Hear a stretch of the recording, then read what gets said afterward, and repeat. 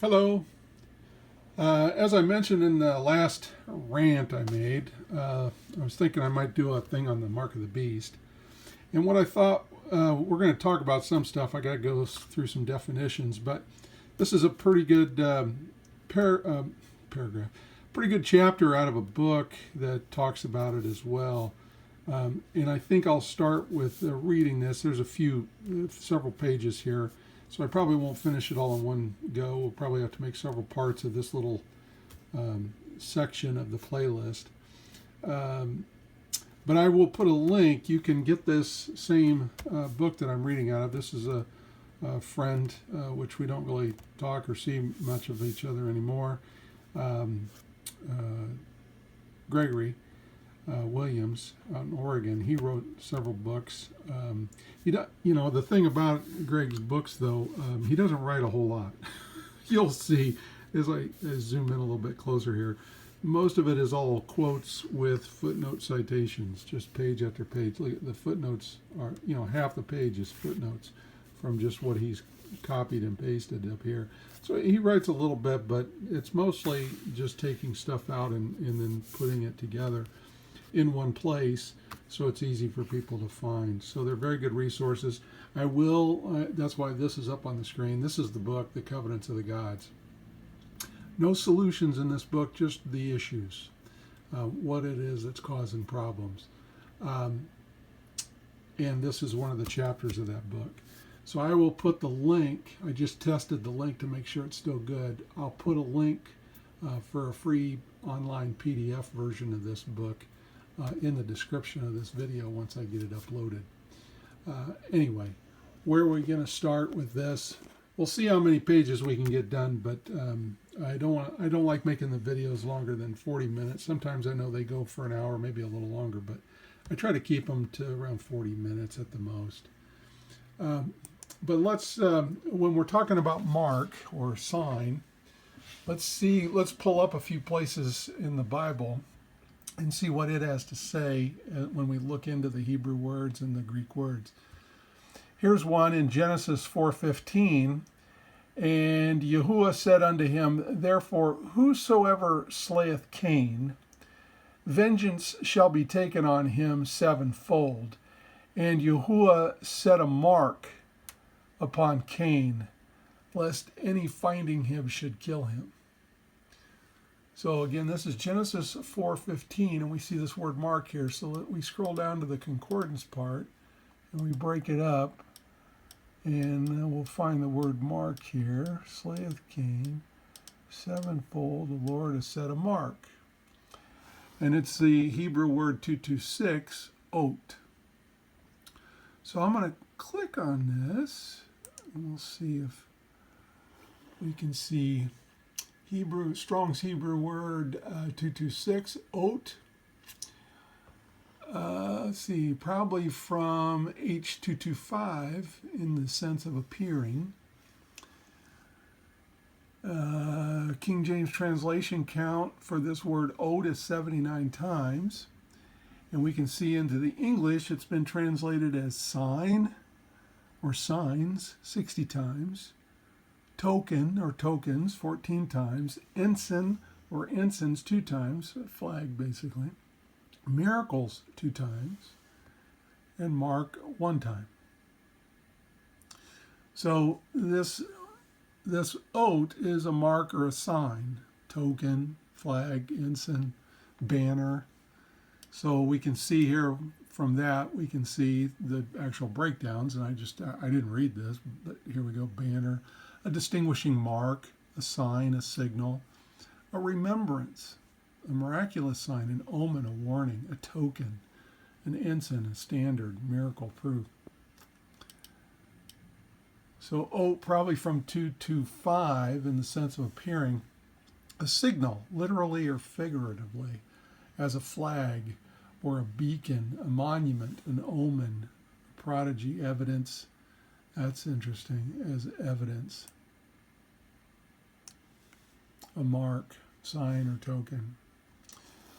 Okay, so let's see what else we have. This is in Ezekiel 9:4.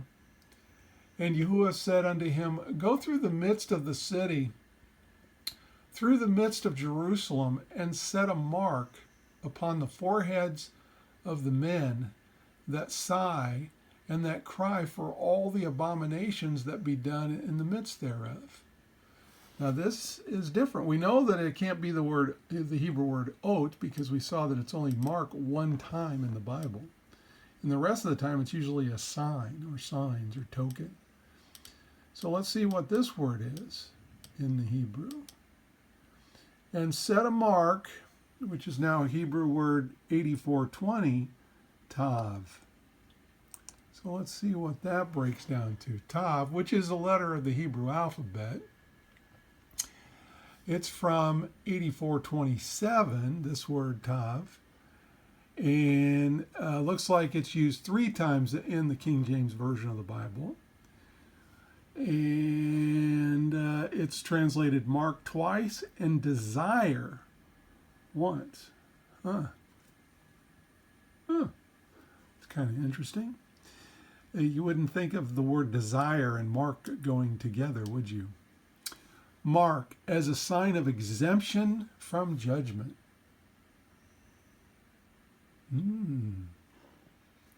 I think that's the kind of mark that we would like to have on us, wouldn't you? A sign of exemption from judgment. I mean, that brings up this word exemption. In the civil law, there's all kinds of exemptions.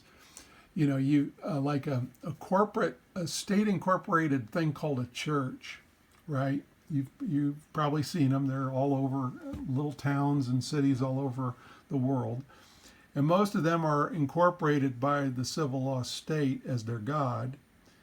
And then they apply to some authority, like in the United States, they'll apply for what's called a 501c3 exemption. And what are they getting exempted from? Well, when you incorporate under the laws of the state, and what they're trying to do is they're trying to operate in the stream of commerce. But in the stream of commerce, that's a taxable, regulated activity, but they're doing it, and it's generally for profit. You want to have income, profit, or gain from the corporate activity through the stream of commerce. But in the case of a church that's incorporated for dealing or operating in the stream of commerce, they're doing it for nonprofit purposes. They're not out to get profit, so they want to get an exemption that declares them to be nonprofit and tax exempt. So if without that exemption, because they've incorporated under the laws of the state to operate in the stream of commerce, they got to pay a tax on anything they bring in, because that's profit and gain, even if it's a gift. Right? They're gonna, if people just give free will, they're exchanging it, the way the civil government's going to look at that is people are exchanging their what they call offerings. If they didn't have this exemption, let's say you put $20 in that collection plate, well, you got entertained. He's up there giving you a speech and a lecture, and you're getting some singing from the choir. That's entertainment. So that's a revenue. Even though it's a free will offering within that stream of commerce, but that's the problem. It's dealing with the stream of commerce. So they need the exemption. But here we see this mark is a sign of exemption from judgment by God. That's what we're after. So we see the tav, a mark, by implication, a signature, a desire, a mark. Yeah, we desire that. We desire to have that exemption from the judgment, the wrath of God when it comes. Now let's take a look at another one. This is from Exodus 13:9. And it shall be for a sign unto thee upon thine hand. Now, compare this, but this is why I made sure to pick this one. Compare this verse for when we go into Revelation 13 about the mark of the beast. And it shall be for a sign, I bet you that's oat, right there, unto thee upon thine hand, and for a memorial between thine eyes, that Yahuwah's law may be in thy mouth, and for a strong hand hath Yahuwah brought thee out of Egypt, or for with a strong hand. So this is when he's setting them up for the marriage festival at the mountain, where he gets them to consent twice, or 3 times maybe. And that's a wedding ceremony. If you read it very carefully and you understand the Hebrew wedding ceremony with the huppah, the clouds are serving as the huppah, the tabernacle that has the canopy over it for weddings. There's a meal right after the elders with Moses and Aaron and Joshua. I think they go up to the mountain, up to that plateau on Jabal el-Lawz in Saudi Arabia. And there's a plateau up there.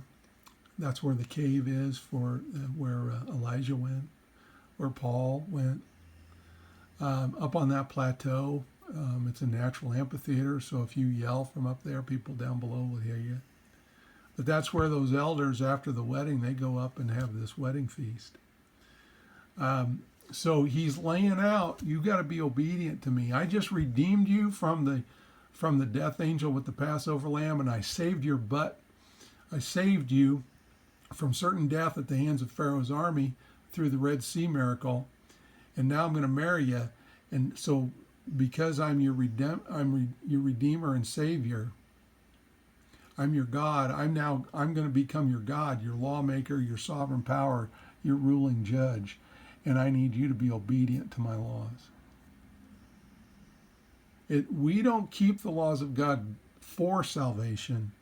We keep the laws of Yahuwah because of our salvation. It's our return to him, what we do for him out of our eternal gratitude for what he's done for us. You wouldn't go to a foreign nation and be naturalized into that nation as a subject citizen, declaring your allegiance, your faith and fidelity in that sovereign government, and then say, screw you, I'm not keeping any of your laws, but I want all the benefits. That's ridiculous. And it shall be for a sign unto thee, upon thine hand, and for a memorial between thine eyes. And you're going to see in Revelation 13, it's an or, not an and. It's one or the other. So this is the sign or mark of God. What is it that is the sign or mark of God? You'll know them by their fruit. The fruit of doing what? Keeping Yahuwah's laws.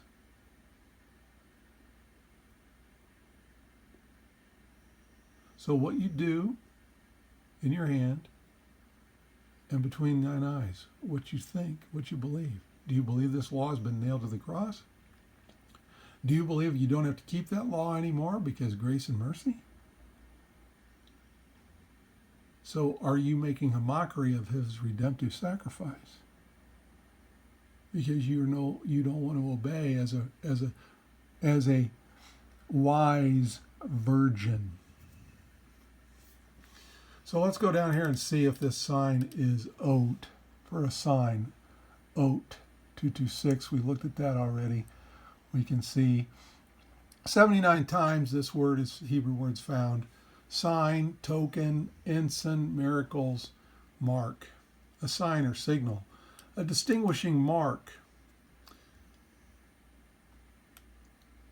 Miracle, proof. So what is your distinguishing mark? You'll know them by their fruit. Your mark of what you think and do that's the mark. That's the sign that you're putting out into the world. Who's your daddy? How do I know you're Yahuwah's daddy? Or Yahuwah is your daddy? Because you're being obedient and loving and faithful and to Yahuwah and his way, his law. How can I recognize a loyal, faithful, allegiant, trustful U.S. citizen? Well, they're keeping U.S. law. That's their fruit. Same with a Frenchman or a Russian or an Englishman. You can sometimes, there's other signs we can see about those people that kind of help give us a hint. When somebody's speaking French, we might think they came from France, but that can be deceptive because there's a lot of places on the world and a lot of people that aren't French speak French. Same with English. Just because somebody speaks a language doesn't mean that they're necessarily a subject citizen of that place. Okay, so let's go to Revelation 13. Oops, scroll down here. So this is 13:16. And he causeth all, both small and great, rich and poor, free and bond, to receive a mark in their right hand or in their foreheads. Now, what is this mark? Because this or thing here, the Antichrist, the beast system, the civil law system of humans, is not omniscient and it's not omnipotent, although it's trying to be. It isn't. So it has to mark you in a way. And let's see, causes all great and small. Let's see what this Greek word is now. Receive a mark. Charagma. Greek word 5480. Now Yahuwah knows us from our works because he is omniscient, he is omnipotent. So he knows everything about us, what we think, what we do, good or bad, sinful or righteous, he knows it all. And we don't want to lie to him on that day. Don't get caught lying. Don't try to fake it because he knows. So what is this charagma in the Greek? We can see that in the King James in the New Testament, which is the Greek, 9 times. And it is marked 8 times and graven 1 time. So we can see a stamp, an imprinted mark. Of the mark stamped on the forehead or in the right hand is a badge of the followers of the Antichrist.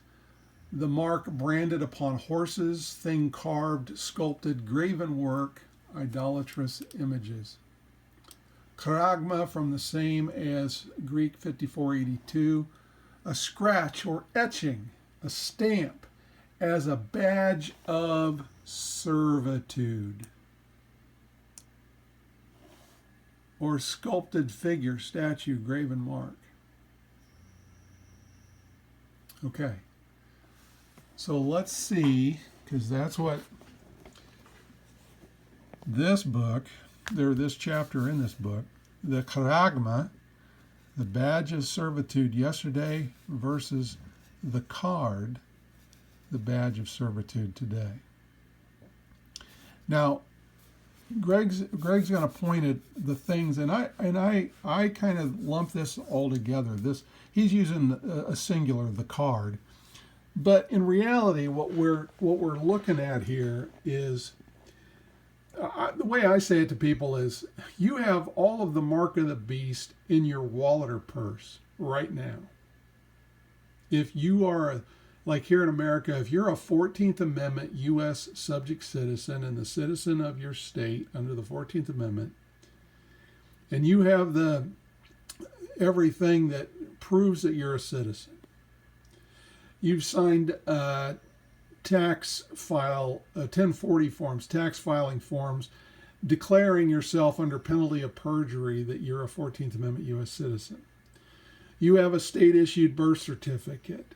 You have a Social Security number from the Social Security Administration, which is your taxpayer identification number. It's also, you need 99.99% of people who are employed in the stream of commerce are required to have, by their employer, a taxpayer identification number. Right? It's your badge of servitude as an employee. But it's not just the Social Security number. All these things work together in your wallet. You have your bank, your bank card. You know, when you went down and opened up your bank account, did you sign a signature card? And on that signature card somewhere, you probably didn't even read the fine print. It said, by signing this, you're agreeing to follow all the terms and conditions of the bank bylaws, the bank charter. Now, whether that's a state chartered bank or a federally chartered bank, somewhere in that charter, it's going to say that the bank and all of its customers will be totally compliant to Title 26 of the Internal Revenue Code of the United States and the state revenue laws. Did you know that? Well, because banks are dealing in commerce. You don't need a bank if you're conducting private business. Banks are strictly for the stream of commerce. And the stream of commerce is totally regulated and controlled, and it's a 100% taxable activity, always has been. Income is the purview of the king. All excise taxes are the purview of the king. Just like the Bible talks about this is that separation between render to God that which is God's, render to Caesar that which is Caesar's. Income has always been Caesar's. Okay?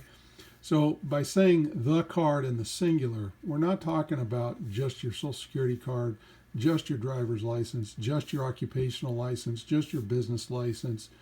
Not that one thing. Each one of those compiled make it possible for you to buy, sell, and trade in the stream of commerce. And if you don't believe me, try going a month. Try going a month and not use any of that stuff. Now, I know it's hard for U.S. citizens because you don't carry around your birth certificate with you. You don't carry around, some of those things with you that enable you to do that. But pretend you didn't have it. Pretend you didn't have Social Security. Pretend you didn't have a driver's license or any form of state identification, which when you look in my wallet, there is no ID card. There's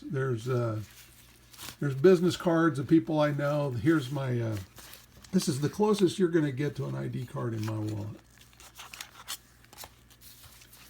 There's business cards for local businesses. There's some gift cards and stuff like that. No wallet, or no IDs, no credit cards, nothing like that. So the only thing that I have here is my medical emergency card, which is basically if somebody finds me, it's no consent, do not treat, do not resuscitate. And it does give a contact to my wife. So,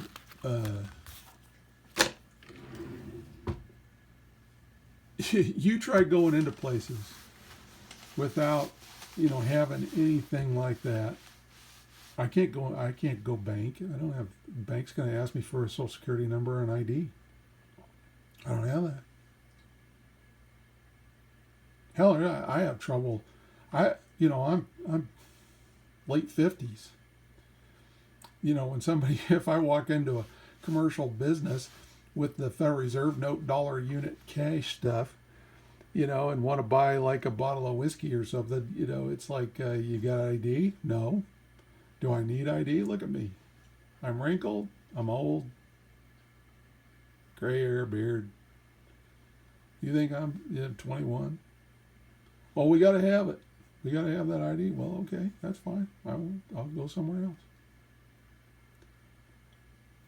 Okay, so all of these, what I'm saying is this is in the singular, but all of the things combined in your wallet or purse right now are the things that are going to combine when they're made absolutely, they're pretty much mandatory now to operate in commerce, but that's still voluntary.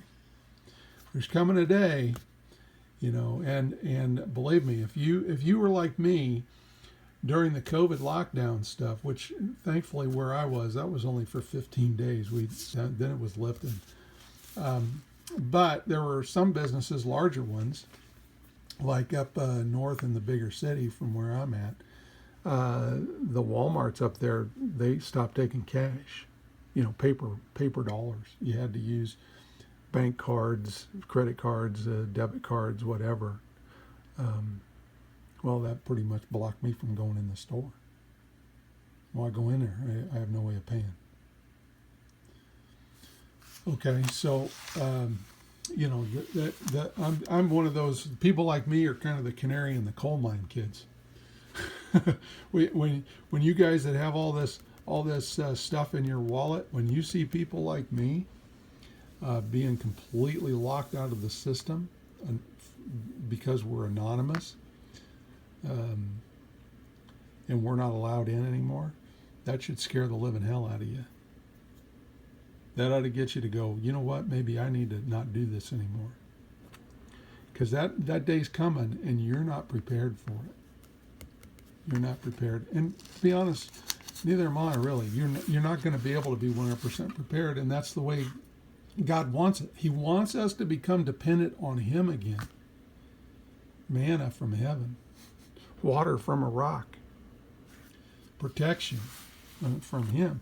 But that means absolute humility and humbleness. And a lot of us aren't ready for that yet. All right, so let's see if we can read just a little bit of this, maybe get 2 pages in, and then we'll stop and pick up in the next video. Quote, "And I beheld another beast," footmark 654, and we'll cover those. 654, Strong's word number 2342, therion. Diminutive from the same as 2339. It's translated beast 42 times, wild beast 3 times, venomous beast 1 time, an animal, a wild beast, metaphorically a brutal bestial man, savage, ferocious.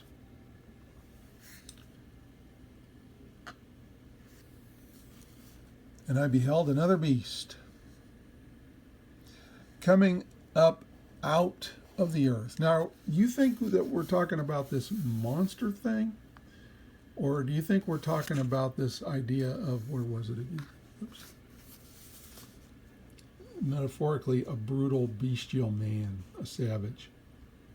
Now, he's probably not going to appear that way. He's probably going to be a false angel of light. But in his heart, in his thoughts, in his fruit, he's this really bestial human. And if you haven't watched my video on what a human being is, go watch that. Because that's a monster. A brutal bestial man. And you've been calling yourself a human all this time. And then you think you're not going to take the mark of the beast. Uh-oh. "And I beheld another beast coming up out of the earth, and he had 2 horns, like a lamb." Uh-oh. "And he spake as a dragon." Oh my goodness. He looks like a lamb, an innocent lamb with 2 horns, but he speaks like a dragon. "And he exerciseth all the power." So 655, what are we looking at here? All exercises. Strong's 4160. Poieo. Apparently a prolonged form of an obsolete primary. Okay, all right. Do. Ooh, like action, fruit. Do. 357 times. Make. 114 times. Bring forth 14 times. Commit 9 times. Cause 9 times. Work 8 times. Show 5 times. Bear 4 times. Keep 4 times. Fulfill 3 times. Deal 2 times. Perform 2 times. Not translated twice. Miscellaneous 43 times. With the names of things made to produce, construct, form, fashion, to be the authors of, the cause of, to make ready, to prepare, to produce, to acquire, to provide a thing for oneself, to make a thing out of something, to render to make or render one anything, constitute or appoint one anything, to appoint or ordain one that, declare one anything. Sounds like somebody that has authority here. So this exerciseth is doing, exercising authority. All the power. 656. 656, Strong's 1849. Oh my goodness, we've talked about this before. Exousia. Exousia. And remember, that's in Romans 13. It's your higher power of free will choice. Power 69 in Romans 13. It's talking about your higher power that's ordained from God. Your ultimate authority how to live your own life and exercise power. Now you can surrender that power over to another by consent. Authority, right, permission, liberty, jurisdiction, strength, power of choice, liberty of doing as one pleases, leave or permission. Remember, if you were the real owner, you would have to issue license. That's what you're doing. That's what our ancestors used to do when you got permission, license from the father to marry his daughter. He's the owner. He's the one with the jurisdiction. He's the one with the authority and power and the strength over the daughter as the father. It's his child. So he has to grant you permission or license to marry her. He's going to freely consent to that. The ability or strength with which one is endued, which he either possesses or exercises, the power to be submitted to by others and obeyed, the power of judicial decisions of authority to manage domestic affairs. Okay. So do you think you have much exousia today? Have you surrendered a lot of your power by your free will choices? You know, to have all those cards, all those things in your wallet that give the state and corporations of the state power over you? Are you exercising a lot of your own power, or have you, by your own consent and voluntary free will choices, surrendered that power?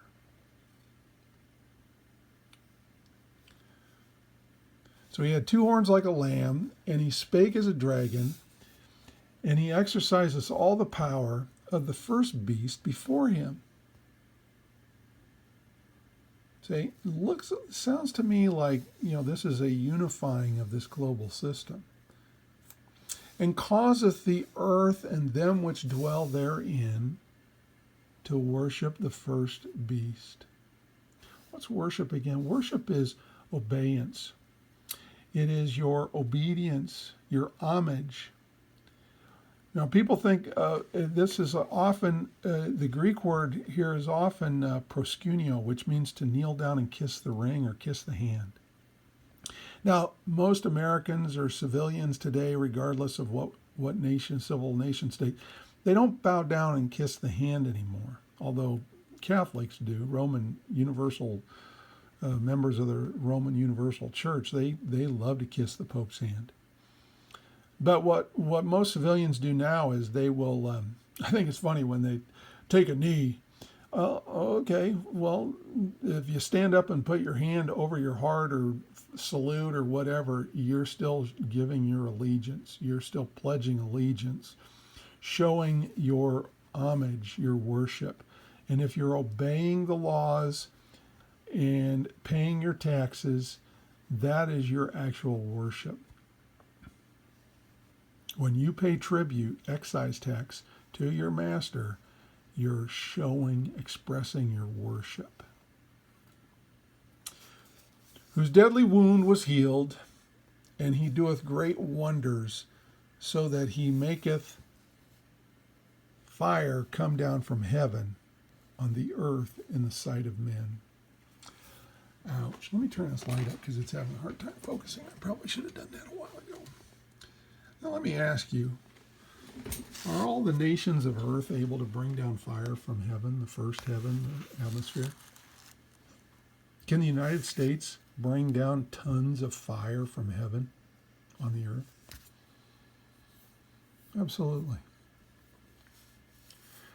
This new beast only had horns like a lamb, but it constituted the jurisdiction of the first beast.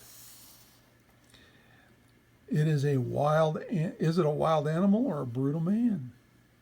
Or is it a government, a group of many bestial men? Or dominion, as foretold in Daniel 7? Are there governments who can make fire come down from the heavens in the sight of men? And David saith, let their table be made a snare and a trap, and a stumbling block, and a recompense unto them. Let their eyes be darkened, that they may not see, and bow down their back always. So this is Paul quoting a David out of the Psalms, I believe, in Romans 11:9 and 10.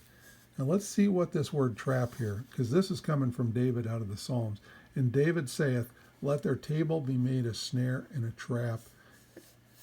And the trap here is Greek word number 657, or Hebrew word probably.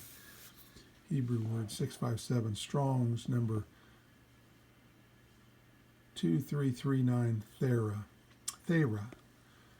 from Ther, a wild animal. Whoops. Did I get the wrong one? 657. Yep. A trap. Okay, yep. All right. Yep. There we go. Thera, from Ther, a wild animal, as game, a trap, a hunting of wild beasts to destroy them, hence figuratively, of preparing destruction for men. Let me ask you something. How many of you knew that Social Security was voluntary?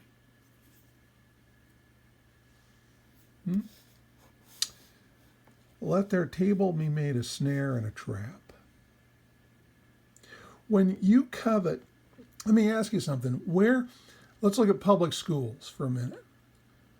Where does all the funding for public schools come from? All your neighbors, right? The average cost, this has been several years ago when I did this analysis, across the United States, the average for one child to attend public school for 1 year was $12,000. And just about all of the public schools are financed through local property taxes within the school district's boundaries of the county or city or state or whatever. And the average property tax bill across the United States that same year that I looked it up, this is back in the 2012, 2013, somewhere in there, was $3,000. All right, now think about that. Whether you're a renter or you supposedly think you own your home, you're paying the property tax because it's embedded in your rent, and the owner he knows he's paying his property tax. As if he doesn't pay his tribute to his master, the real owner is going to send his law enforcement agent to put him on notice. It takes a little while, but to put him on notice and then evict him and sell the property to another legal title holder that will obey the master's rules and pay the tribute so he can hold that legal title to possess and use that state's property. Okay? And if you don't, they're going to throw you out and sell it. So, if you don't pay your property taxes with one kid, the $3,000, and all your $3,000 doesn't go to the school, probably $2,000 of it. Now, the other $1,000 goes to police and fire and curbs and gutters and sewer and all that stuff. So, out of that $3,000, you're probably paying $2,000. It's costing $12,000. Where's that other $10,000 coming from to educate your kid in the public schools? What you think is your kid. It's coming from your neighbors. Public school ought to reveal to you the trap, the covetous snare and trap. But people are too stupid to recognize it. They're ignorant. They're blind. What does this say? Let their eyes be darkened, that they may not see, and bow down their back always. Beast is from therion, which is the same as thera, meaning hunting, which is found only in Romans 11:9. It is translated trap, referring to Psalm 69:22. Nimrod, too, was a mighty hunter before, instead of, in front of Yahuwah. This word hunter is a provider. Victuals. He's hunting to get you members tilled up, just like Cain's city state. Cain he didn't hunt, he tilled men up. He tilled up the Adamah. He got men to join his city state. The mighty hunter throws around all kinds of benefits for you. He goes out and kills and then he shares the food, but in sharing that food, it becomes a snare and a trap to where now he's your master, he's your provider, he's your father, he's your God, he's your state, government, whatever, instead of, in front of, before Yahuwah. You've just put a man between you and your Creator. Let their table become a snare before them, and that which should have been for their welfare, let it become a trap. Has the table set for the general welfare of the people become a jurisdictional trap for them? Have their eyes been darkened to the deception? Have they bowed their backs? This is from the Proverbs, I think. When thou sittest to eat with a ruler, consider diligently what is before thee. Okay? Before you apply for Social Security, before you apply or accept that COVID bailout check and cash it, before you go down and collect unemployment, file to collect unemployment, before you do anything that comes off of the table of that God, when thou sittest to eat with a ruler, consider diligently what is before thee, and put a knife to your throat if thou be a man given to appetite. You're coveting and stealing from your neighbors through what's called legal plunder. That's what Bastiat said in the book The Law. It's legalized plunder. Because you're a member of the system.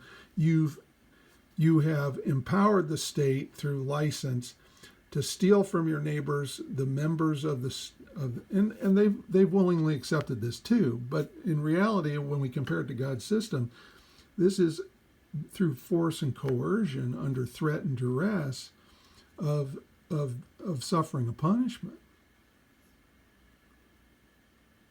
But you consented to it. You applied for it. You wanted this. Now, to me, this is why Yahuwah allows these civil systems of man. He doesn't ordain them. That is foolishness. Americans are, God ordained the United States. No, he didn't. He allowed it. There's a difference between allowing something and ordaining something. Yahuwah only ordains his own form of government. But he allows you to create your own. And because it becomes a snare and a trap, because he knows what's going to happen, Tytler's sequence, he's hoping you'll wake up and repent to your foolishness. But you don't know where to return to. Nobody's ever told you that the kingdom is at hand, even though the Bible tells you. You don't pay attention to it. Has the table set for the general welfare of the people become a jurisdictional trap for them? Have their eyes been darkened to the deception? Have they bowed their backs? I'm going to say absolutely, we all have. Now it's time to stand up, turn around, repent before this thing becomes mandatory. I'm going to end this one there. I'll put a mark where I left off and we'll finish. We'll go through this and then we'll go through some other stuff too about the mark of the beast. Talk to you again. Bye.